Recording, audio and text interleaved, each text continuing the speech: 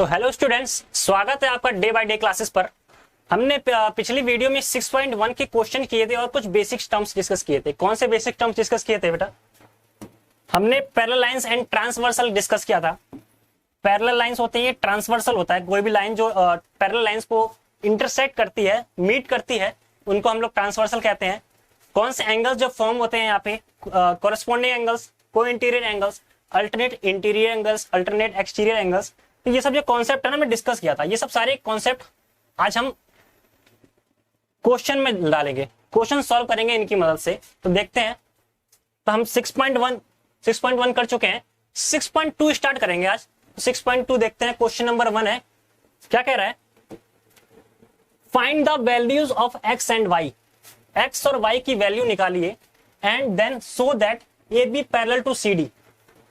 A B parallel to C D, ये हमें दिया नहीं है, ये हमें निकालना है, ये हमें शो करना है, प्रूफ करना है बेटा कि ए बी किसके पैरेलल है? सी डी के। ये जो लाइन है ए बी, ये पैरेलल है सी डी की। कैसे प्रूफ होगा? ये कैसे प्रूफ होगा बेटा? मैंने जब आपको एक प्रॉपर्टी बताई थी कि ये वाला एंगल इसके इक्वल होता है। क्यों होता है? अल्टरनेट इंटीरियर एंगल से इक्वल होता है। अल्टरनेट मैं लिख रहा हूं ELT, आप नहीं लिखेंगे, आपके पास बहुत स्पेस है। आप पूरे नंबर आपको चाहिए तो ये आप पूरा लिखेंगे अल्टरनेट इंटीरियर एंगल। तो ये इसके इक्वल होगा। क्यों? अल्टरनेट इंटीरियर एंगल की वजह से। और ये कब अप्लीकेबल होगा? ये टर्म कब अप्लीकेबल होगा? जब ये दो लाइनें पैरेलल होंगी आपस में, ठीक है। तो कहने का मतलब ये है, अगर हम ये प्रूफ कर दें कि ये दोनों लाइनें इक्वल हैं, ये दोनों एंगल्स जो है वो इक्वल हैं, अगर हम ये प्रूफ कर दें तो ये प्रूफ हो जाएगा कि ए बी पैरेलल है सी डी के। हाँ भैया, हो जाएगा। तो बिल्कुल ये करते हैं हम लोग। पहले एक्स की वैल्यू निकालते हैं, उसके बाद वाई की वैल्यू निकालते हैं। तो आपको पता है किसी भी लाइन पे जो एंगल बनता है वो 180 डिग्री का बनता है। क्यों बनता है? लीनियर पेयर, आपको पता ही होगा, लीनियर पेयर, ठीक है। तो आप यहां देखिए 50 प्लस एक्स 180 होगा। ये एक लाइन है, यहां पे एंगल बन रहा है। कितने का एंगल बन रहा है? 180 डिग्री का बन रहा है। 180 डिग्री का बन रहा है, मतलब हम ये कह सकते हैं, we can say 50 plus x is equal to 180। Y? Because linear pair, because of linear pair. तो किसी लाइन पे जो एंगल बनते हैं वो होते हैं 180 का बनता है। 50 plus x is equal to 180। हाँ भैया है। बस फिर यहाँ पे एक्स की वैल्यू निकल जाएगी। हाँ भैया। तो ये प्लस में इधर क्या हो जाएगा? माइनस। तो x is equal to 180 minus 50। तो 180 में से 50 माइनस करेंगे तो क्या आएगा? 130 आएगा बेटा। इसमें कुछ बड़ी बात नहीं है, फिर मैं आपको सॉल्व करके बताता हूं। तो एक्स की वैल्यू क्या आ गई? 130, यानी ये क्या आ गया? 130 आ गया। यानी एक्स की वैल्यू हमें निकल चुकी है। हमें एक्स और वाई की निकालनी है। एक्स की निकल चुकी है, आधा काम खत्म हो चुका है, हमें वाई निकालना है बेटा। तो वाई कैसे निकलेगा? मैंने आपको एक और टर्म्स बहुत पहले डिस्कस किया था, जब मैं बेसिक कॉन्सेप्ट करा रहा था आपको पहली वीडियो में। जिन्होंने नहीं देखा वो जाके देख सकते हैं, प्लेलिस्ट अवेलेबल है हमारे डे बाय डे क्लासेस पर, डे बाय डे चैनल पर। तो क्या है, जब दो लाइनें मीट करते हैं, इंटरसेक्ट करते हैं, इनको इंटरसेक्टिंग लाइन बोलती हैं। हाँ भैया बोलते हैं। तो इनमें जो अपोजिट एंगल होते हैं ना, वो इक्वल होते हैं एक दूसरे के। यानी कि ये अगर 1 है, ये 2 है, और ये 3 है, ये 4 है, तो एंगल 1 जो इक्वल होगा एंगल 2 के होगा, एंगल 3 जो इक्वल होगा एंगल 4 के होगा। इतनी बात समझ में आई? मैंने क्या बताया? जब दो लाइनें इंटरसेक्ट करती हैं तो आमने सामने के जो एंगल्स होते हैं, अपोजिट एंगल्स होते हैं, वो इक्वल होते हैं। यानी कि y इक्वल टू 130 होगा। क्यों? क्योंकि अपोजिट है। इसको क्या बोलते हैं? VOA, vertically opposite angle. Vertically opposite angle की प्रॉपर्टी से y इज इक्वल टू 130 आ जाएगा। हाँ भैया आ जाएगा। तो लिखते हैं, तो y is equal to 130, y because of VOA, vertically opposite angle से आपका जो y की वैल्यू है वो 130 आ जाएगी। मैं लिख रहा हूं VOA, आप नहीं लिखेंगे, आप लिखेंगे वर्टिकली अपोजिट एंगल, पूरा लिखेंगे, ठीक है, अगर आपको मार्क्स गेन करने हैं तो समझ में आया? तो x और y की वैल्यू निकल गई है, ठीक है। और अब हम आगे क्या करने वाले हैं? हमें A B parallel to C D proof भी करना है, ठीक है। तो प्रूफ करेंगे कैसे? हम ये प्रूफ कर दें कि x जो है इक्वल है y के। अब ये देखिए, x की वैल्यू भी 130 है और y की वैल्यू भी 130 है। तो लिखेंगे x is equal to y is equal to 130। अगर ये प्रूफ हो गया तो x is equal to y, so यही प्रूफ हो जाएगा कि ए बी पैरेलल है किसके? सी डी के। ये हम क्या कह सकते हैं कि ए बी जो है पैरेलल होगा सी डी के। काम खत्म, आपका काम खत्म हो गया। यहाँ पे ये प्रूफ हो जाता है कि ए बी किसके पैरेलल है? सी डी के। यहाँ हम साफ साफ लिख देते हैं, ए बी किसके पैरेलल है बेटा? सी डी के, यानी पहला क्वेश्चन खत्म। इतना ही सॉल्यूशन लिखना है आपको। लेकिन आपको याद रखना चाहिए कि पहले गिवन आप जरूर लिखेंगे। आपको पता है हमें पता ही नहीं होगा हमें करना क्या, तो हम कोई भी चीज नहीं कर सकते हैं। पहले गिवन लिखेंगे, क्या फाइंड करना है, क्या प्रूफ करना है, ठीक है। आगे बढ़ते हैं नेक्स्ट क्वेश्चन पर। क्या कह रहा है, ए बी पैरेलल है सी डी के। यहां पर ये गिवन है, यहां लिखेंगे गिवन, गिवन पार्ट क्वेश्चन के नीचे लिखेंगे गिवन। क्या लिखेंगे, ए बी पैरेलल है सी डी के, बिल्कुल क्वेश्चन छाप देंगे। ए बी पैरेलल है सी डी के और सी डी पैरेलल है ई एफ के। ये वाली लाइन इससे पैरेलल है और ये वाली लाइन इससे पैरेलल है। ए बी पैरेलल है सी डी के and C D parallel to E F. ये अगर इसके पैरेलल है और ये अगर इसके पैरेलल है तो इसका मतलब ये ए बी भी पैरेलल होगा ई एफ के। हाँ भैया, सिंपल सी बात है, हम ये भी लिख सकते हैं कि ए बी पैरेलल है ई एफ के। और क्या दे रखा है, ये वाई और जेड जो एंगल है इनको रेसो में दे रखा है।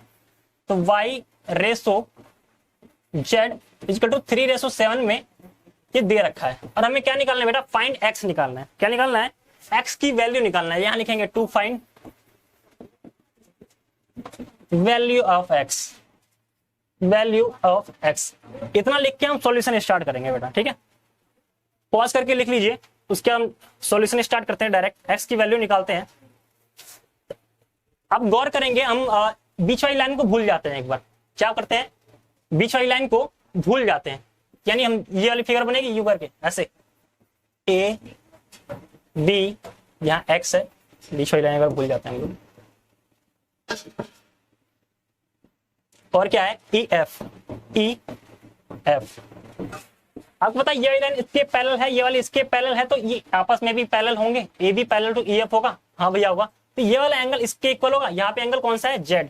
तो हम ये क्या कह सकते हैं कि एक्स जो है जेड के इक्वल होगा। क्यों होगा, because of alternate interior angle, because of alternate interior angle. लेकिन ये टर्म कब यूज होगा, जब लाइंस जो है पैरेलल दी हो। और यहाँ पर लाइंस पैरेलल दे रखी हैं, A B parallel to C D and C D parallel to E F. So A B parallel to E F. समझ में आया आपको, इतना समझ में आया कि x जो है z के इक्वल होगा, यानी x इक्वल टू जेड होगा। यहां हम साइड में देते हैं x इक्वल टू जेड, ये हमने यहां पे शो कर दिया है, ठीक है। आगे बढ़ते हैं।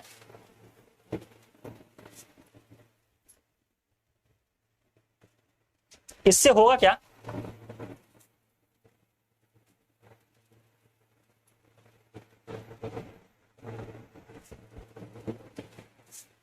इससे क्या होगा बेटा, यानी कि हमें जो y और z की क्या दे रखी है, वैल्यू दे रखी है y और z की, ठीक है। हम ये देखते हैं पहले x और y, x plus y is equal to 180 होगा। क्यों होगा बेटा ये, क्योंकि यहाँ पे को इंटीरियर एंगल फॉर्म कर रहे हैं। मैंने आपको बताया दो लाइनें जब ऐसी हो तो यहाँ पे ये वाले एंगल को सम करने पर 180 आता है, जिसको हम क्या बोलते हैं, को इंटीरियर एंगल बोलते हैं इनको। मैंने आपको पिछले वीडियो में सब चीजें बता रखी है, को इंटीरियर एंगल, ठीक है। और x की वैल्यू हमने क्या निकाला, x को हमने z के इक्वल प्रूफ भी कर दिया है। इसका मतलब क्या होगा, x जब हम z लिख सकते हैं, हाँ भैया लिख सकते हैं। तो z plus y is equal to 180 लिख सकते हैं, हाँ भैया लिख सकते हैं। बस फिर और y और z की जो हमें वैल्यू दे रखी है वो किस में दे रखी है, रेशो में दे रखी है। तो रेशो का कॉमन जो रेशो मानते हैं, यहाँ पे लेट करेंगे, लेट कॉमन रेशो। आप सीक्वेंस वाइज लिखेंगे, जैसे जैसे मैं पढ़ा रहा हूं वैसे वैसे लिखेंगे, ठीक है। मेरे पे स्पेस कम है इसलिए मेरे को ऐसे लिखना पड़ रहा है। तो कॉमन रेशो क्या मानेंगे बेटा, x मानेंगे। इसका मतलब z की जगह पे कौन सा है, 7, तो z की जगह 7x लिख सकते हैं हम लोग। क्या होगा, ये होगा 3x और ये क्या होगा 7x होगा, ठीक है। क्योंकि हमने इसका कॉमन जो रेशो है वो x मान रखा है। तो z की जगह हम 7x लिख सकते हैं, हाँ भैया लिख सकते हैं। y की जगह 3x लिख सकते हैं, हाँ भैया लिख सकते हैं। तो z plus 7x plus y क्या है 3x इज इक्वल टू 180, ठीक है। इतना समझ में आया। 7 plus 3 10x is equal to 180। यहां से x की वैल्यू आ गई, ये दूसरा x मान लीजिए। इसको आप इसको बड़ा x मान सकते हैं इसको, चलिए कोई नहीं, x इसको ऐसे बड़ा वाला x मान दीजिए, इसको छोटा x ही रहने दीजिए। यहां से x की जो वैल्यू आएगी क्या आएगी, 180 अपॉन में 10। आप कंफ्यूज मत होइएगा, ये x हमने माना है कॉमन रेशो और ये बड़ा वाला x है, ठीक है।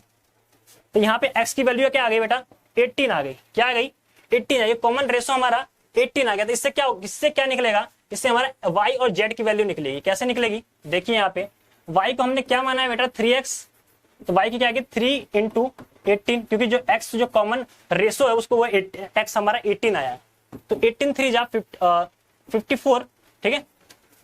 और z की वैल्यू हमने क्या माना 7x, z is equal to 7x, दिख रहा है आपको।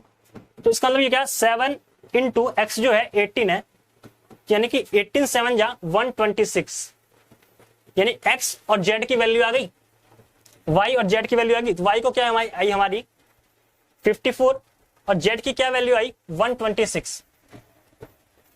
हमको क्या निकालना था, x निकालना था। आपको पता है ये हमने पहले ही शो कर दिया है कि x किसके इक्वल है, z के इक्वल है, यानी कि x की जो वैल्यू हो गई x इक्वल टू 126, यहां लिखेंगे reason because x is equal to z, ठीक है। आंसर यहां से आपका जो सेकंड क्वेश्चन है वो होता है खत्म। समझ में आया, आगे बढ़ते हैं बेटा। तीसरा क्वेश्चन है, तीसरा क्वेश्चन करेंगे।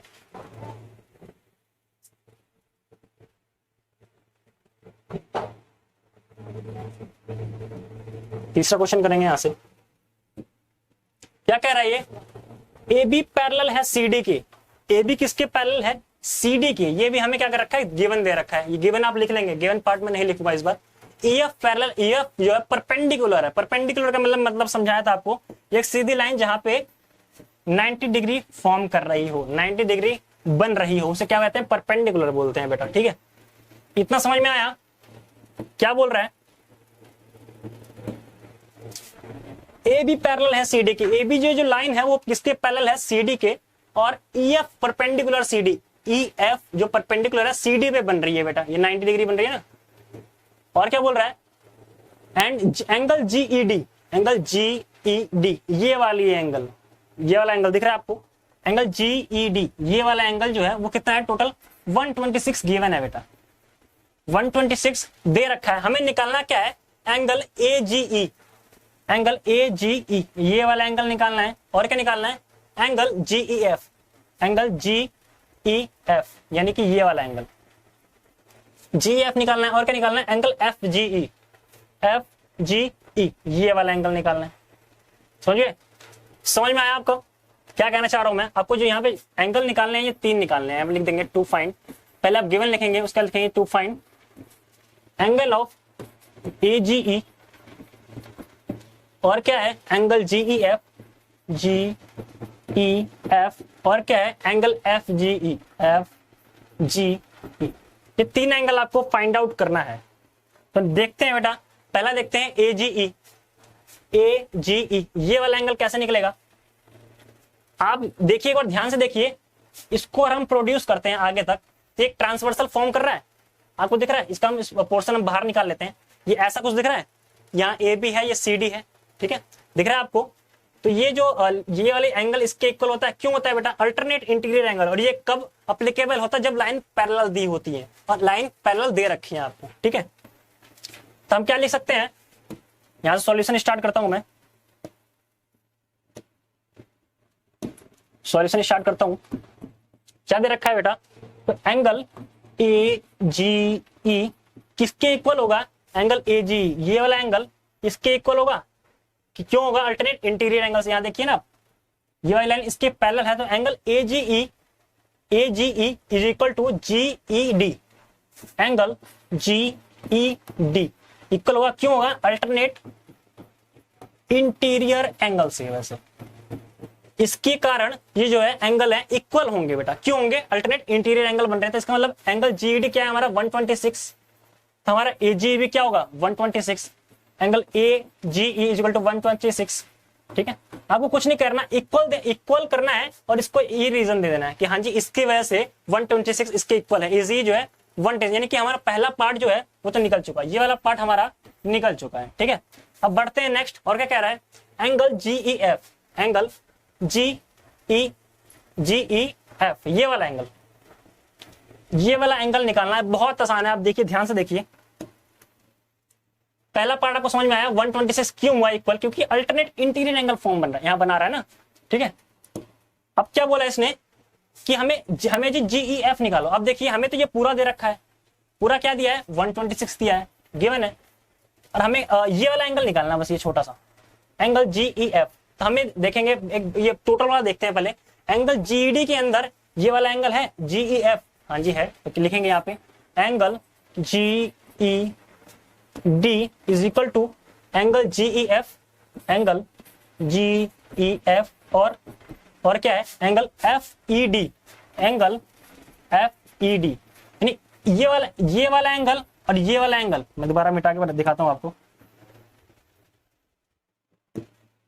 ये वाला एंगल और ये वाला एंगल, इनको मिला के ये वाला एंगल बन रहा है बड़ा वाला, ठीक है। हमें बड़े वाले की वैल्यू दे रखी है, तो इन दोनों को सम करने पर ये वाला पूरा आ जाएगा, हाँ भी आ जाएगा, बिल्कुल वही कर रहे हैं फिर। तो हमें निकालना है GED तो हमें दिया हुआ है, हमें निकालना है GEF, ये वाला एंगल निकालना है। तो GED हमें क्या दे रखा है बेटा 126 दे रखा है, ठीक है। GED हमें क्या दे रखा है 126 दे रखा है, GEF हमें निकालना ही है, तो एंगल ये इसको ऐसे ही रहने देते हैं, वैल्यू पुट करते हैं जो गिवन है। FED हमें 90 दे रखा है, क्यों दे रखा है, क्योंकि यहाँ पे इसने बोल रखा है EF जो है परपेंडिकुलर है CD के, तो इसके FED की वैल्यू होगी, ये वैल्यू कितनी है 90 होगी, ठीक है। यहाँ लिखते हैं 90, और क्या करते हैं यहाँ ये प्लस में इधर क्या हो जाएगा माइनस, तो 126 minus 90 is equal to angle GEF, यहाँ से GEF की वैल्यू आ जाएगी, हाँ भी आ जाएगी, तो करते हैं माइनस, तो 126 में से 90 माइनस करेंगे तो क्या आएगा 36 आएगा बेटा, ये क्या आएगा 30, यानी angle GEF is equal to 36। इतना समझ में आया, यानी कि हमारा जो दूसरा सेकंड पार्ट है GEF का, ये भी हमारा निकल चुका है, ये हमारा क्या हो चुका है निकल चुका है बेटा, ठीक है, यानी ये निकल चुका है। अब लास्ट वाला बचता है क्या है एंगल FGE, एंगल जे नोट नहीं किया वो नोट कर सकते हैं पॉज करके, एंगल FGE इसकी बात हो रही है बेटा, किसकी बात हो रही है, इसकी बात हो रही है। तो AG हमारा क्या निकला था, AG निकला था 126, ये निकला था 36, ठीक है। हमें क्या निकालना है FGE, आपको दिख रहा होगा ये लाइन है, हाँ भैया लाइन तो है, आपको सिंपल से कुछ दिख रहा है, यहाँ क्या है लीनियर पेयर है बेटा, यानी कि ये angle AGE plus angle FGE को सम करने पर वो एंगल जो फॉर्म करेगा वो क्या होगा 180 होगा बेटा, क्यों होगा क्योंकि लीनियर पेयर है। तो करते हैं सॉल्व, बहुत ही सिंपल है, कुछ नहीं कर रहे हैं, बस पुरानी बातें यूज कर रहे हैं क्वेश्चन में। तो angle AGE plus angle FGE जो कि हमें निकालना ही है, एंगल FGE इनका जो सम होता है वो क्या होता है 180 होता है, क्यों लीनियर पेयर होता है जी, हर बार जितनी बार आप यूज होगा ये टर्म उतनी बार लिखेंगे कि लीनियर पेयर है, ठीक है। इन दोनों का सम 180 होगा, AGE हमने निकाल लिया है 126 है, हमारे लिए सब कुछ इजी है, ठीक है। तो FGE वो क्या है 30, FGE हमें निकालना ही है, angle FGE is equal to 180, value put करेंगे और सॉल्व करेंगे, यहाँ ये प्लस में इधर क्या हो जाएगा माइनस हो जाएगा, तो angle FGE is equal to 180 minus 126, बस सॉल्व करेंगे और हमारा लास्ट पार्ट भी कंप्लीट। तो angle FGE is equal to क्या आएगा, माइनस करिए, आपको मैं यहाँ माइनस करना भी दिखाता हूँ, कोई दिक्कत नहीं है, सब कुछ करेंगे, छोटी से छोटी चीज भी दिखाएंगे सिखाएंगे। माइनस करते हैं, क्या आ गया 54 आ गया, क्या आ गया हमारा 54, FGE क्या आ गया हमारा 54 आंसर, यानी इसी तरह से हमारा लास्ट पार्ट भी कंप्लीट है, तीसरा क्वेश्चन हमारा खत्म। ये क्या आ गया हमारा 54 आ गया, समझ में आया। हमने कुछ नई चीज यूज नहीं किया, सब पुरानी बातें यूज की है, हमने आपको बेसिक कॉन्सेप्ट बताया होगा, और किसी भी लाइन पे जो एंगल बनता है 180 बनता है, जिसको हम लीनियर पेयर नाम से जानते हैं, ठीक है।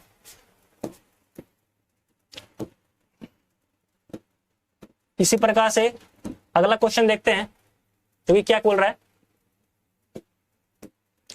PQ पैरेलल है ST के, PQ पैरेलल है ST के, हाँ जी है, चलो मान लेते हैं आपके बात।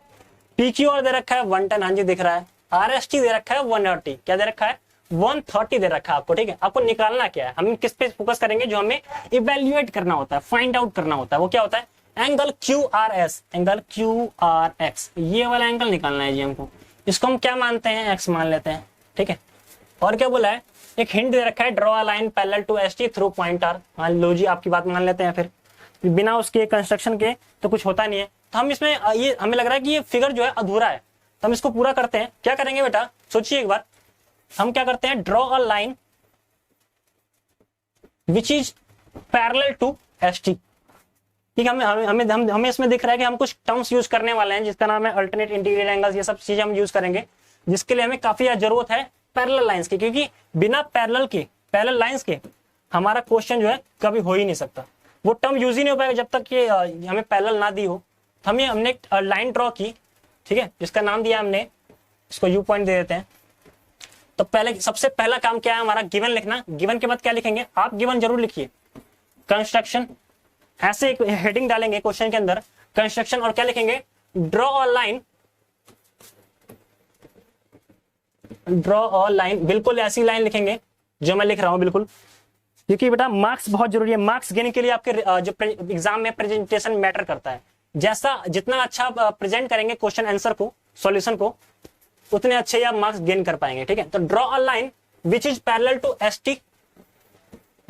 एसटी पैरेलल, साफ ऐसे लिख दिए, एसटी पैरेलल टू आरयू। आपका काम खत्म, आपका काम हो गया, क्या हो गया, खत्म हो गया। ये हम क्या हमने निकाल लिया कि ये हमने कंस्ट्रक्ट किया है, जो खुद ही बनाया है। ठीक है, हम खुद ही कर लेते हैं सब कुछ। ठीक है, इतना हो गया। अब चलते हैं सॉल्यूशन के ऊपर, क्या कह रहा है सॉल्यूशन, देखते हैं यहाँ पे। आप देखिए, हमें तो एक्स की वैल्यू निकालनी है ना, हमें क्या निकालनी है, एक्स की वैल्यू निकालनी है। ठीक है, कैसे निकालेंगे, आप देखेंगे कि हमारी जो है यहाँ पे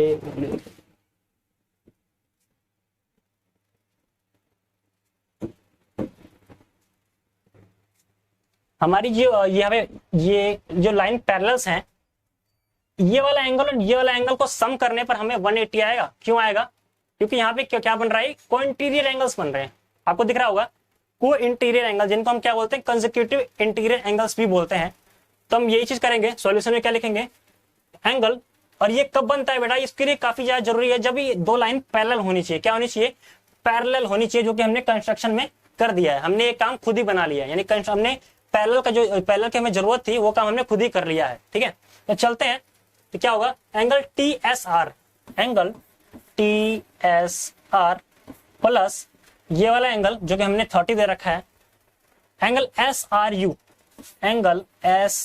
यू, ये किसके इक्वल होगा, 180 होगा। क्यों, रीजन लिखेंगे बेटा, हर बार लिखेंगे, जितनी बार आएगा जितनी बार लिखेंगे, कोई इंटीरियर एंगल की वजह से।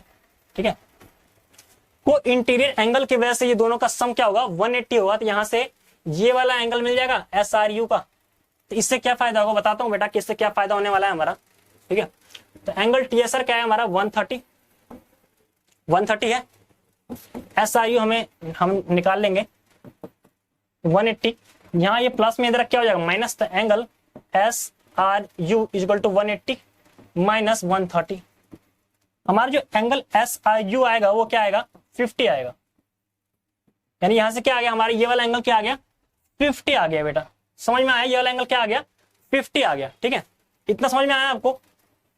अब आगे चलेंगे, आगे चलते हैं। मैंने 50 क्यों निकाला, ये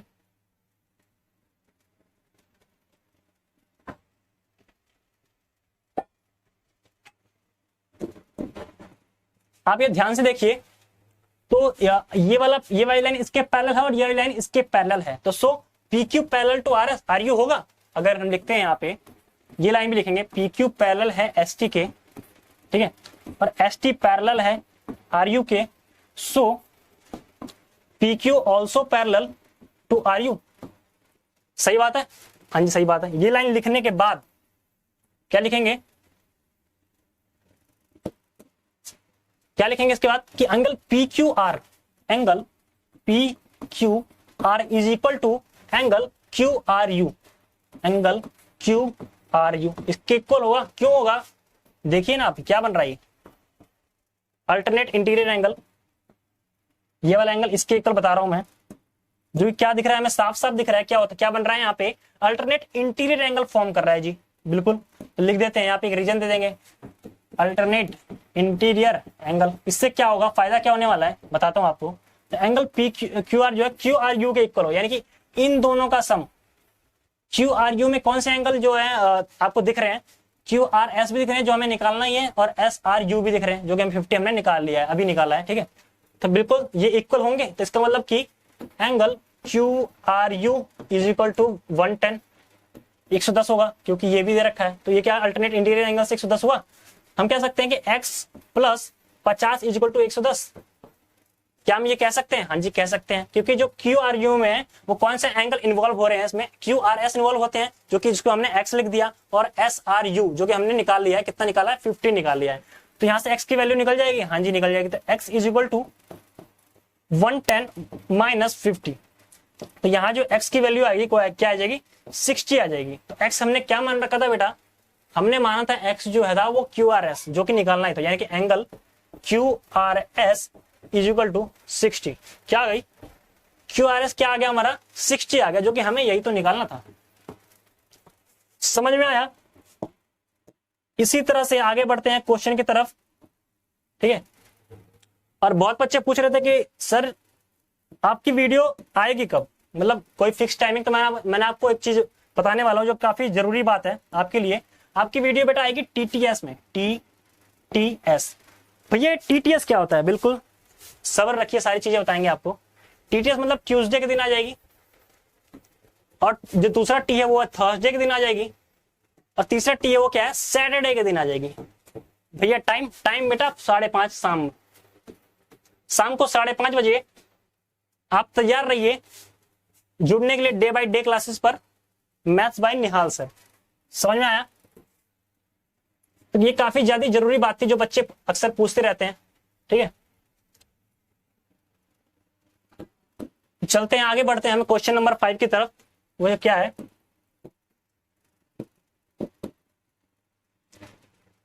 क्वेश्चन नंबर 5 देखिए, यही था लास्ट क्वेश्चन करते हैं। बाकी ये इसमें 6 क्वेश्चन है, एक क्वेश्चन आप घर से ट्राई कीजिए, बाकी तो मैं हुई बताने के लिए, ठीक है। तो क्वेश्चन नंबर 5 देखते हैं क्या कह रहा है। हमें कह रहा है A B parallel to C D, यानी सेम दे रखा है यहाँ पे, ए बी जो लाइन है वो पैरेलल दे रखा है सी डी के। ए पी क्यू दे रखा है 50, हमें साफ साफ दिखाई दे रहा है कि ए पी क्यू ये वाला एंगल जो है वो क्या दे रखा है, हमें 50 दे रखा है। समझ में आया। हमें एंगल दे रखा है वो क्या दे रखा है बेटा, 50 दे रखा है, ठीक है। हमें निकालना क्या है, एंगल पीआरडी दे रखा है 127। Find X and Y, x और वाई की वैल्यू निकालनी है। तो हलवा क्वेश्चन है, कुछ नहीं है बेटा, ध्यान से देखिए, आपको आपकी सारी जो सॉल्यूशन है वो दिमाग में आ जाएगी। क्या देख रहा है यहाँ पे, A B parallel C D है, हाँ जी है। अभी देखिए ये 50 है, ये एक्स के इक्वल होगा, यानी एक्स की इक्वल जो वैल्यू है वो 50 आ जाएगी। क्यों आ जाएगी, अल्टरनेट इंटीरियर एंगल की वजह से। समझ में आया। तो क्या लिखेंगे, एक्स की value X is equal to 50, ऐसे लिख दीजिएगा डायरेक्ट। सॉल्यूशन गिवन लिखिएगा, पहले ये लिखिएगा फिर गिवन लिखिएगा, उसके बाद क्या लिखेंगे, X is equal to 50 Y because of alternate interior angle. Alternate interior angle, interior angle की वजह से एक्स की वैल्यू क्या है, 50। डायरेक्ट लिख दीजिए, कोई दिक्कत वाली बात नहीं, बिल्कुल डरना नहीं है। और आप ध्यान से देखिए, ये भी एक लाइन है, ये भी लाइन है, जैसे यहाँ पे एक ट्रांसवर्सल बन रहा था ऐसे यहाँ भी ट्रांसवर्सल है, ठीक है। इसका छोटा पोर्शन बाहर निकाल लेता हूँ एक बार, ये है, ठीक है। और ये क्यों बना रखा है, मान लो ये इसको मान इसी में दिखाया था मैंने।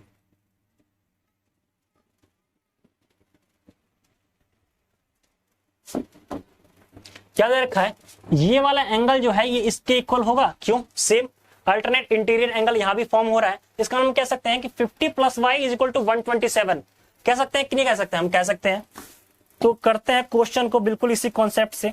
एक्स की वैल्यू हमने निकाल दी झटके में, 50 निकाल दी। क्यों निकाल दी, अल्टरनेट इंटीरियर एंगल फॉर्म हो रहा है। सेम ऐसे ही 50 plus Y is equal to 127।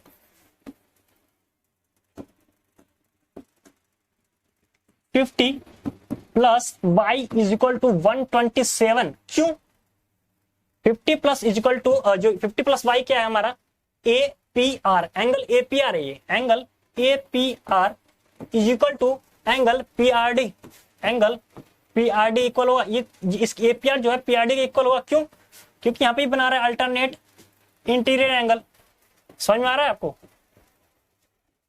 कहीं भी आपको ऐसे जेड सा दिख जाए ना, लाइन पैरेलल लाइन के बीच एक ट्रांसवर्सल दिख जाए, तो आप समझ जाइए कि ये वाला एंगल इसके इक्वल होगा, ये वाला एंगल इसके इक्वल होगा। समझ गए, जो कि हमें क्या दिखाता है,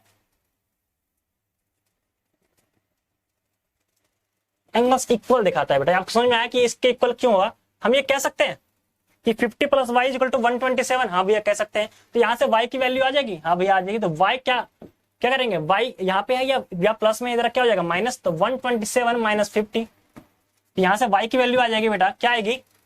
आपकी आ जाएगी 77। तो y की वैल्यू क्या आ गई? 77। और हमें ये तो निकालना था, x की वैल्यू निकालनी थी और y की वैल्यू निकालनी थी। ठीक है, आपको बिल्कुल सिंपल तरीके से कराया मैंने। जो x की वैल्यू आई क्या आई बेटा? 50 आई। और y की वैल्यू क्या आई? 77 आई। ठीक है, तो आप जो लास्ट क्वेश्चन है वो आप घर पर ट्राई कीजिए। बाकी मैं तो हुई बताने के लिए, और ऐसे ही बने रहिए। डे बाय डे क्लासेस को लाइक करिए, सब्सक्राइब करिए। ठीक है, जिनको जरूरत है उनके लिए उनकी तरफ जरूर पहुंचाइए ये। ठीक है, कोई आपसे फीस नहीं ले रहे, फ्री एजुकेशन है। तब तक के लिए बने रहिए डे बाय डे क्लासेस पर।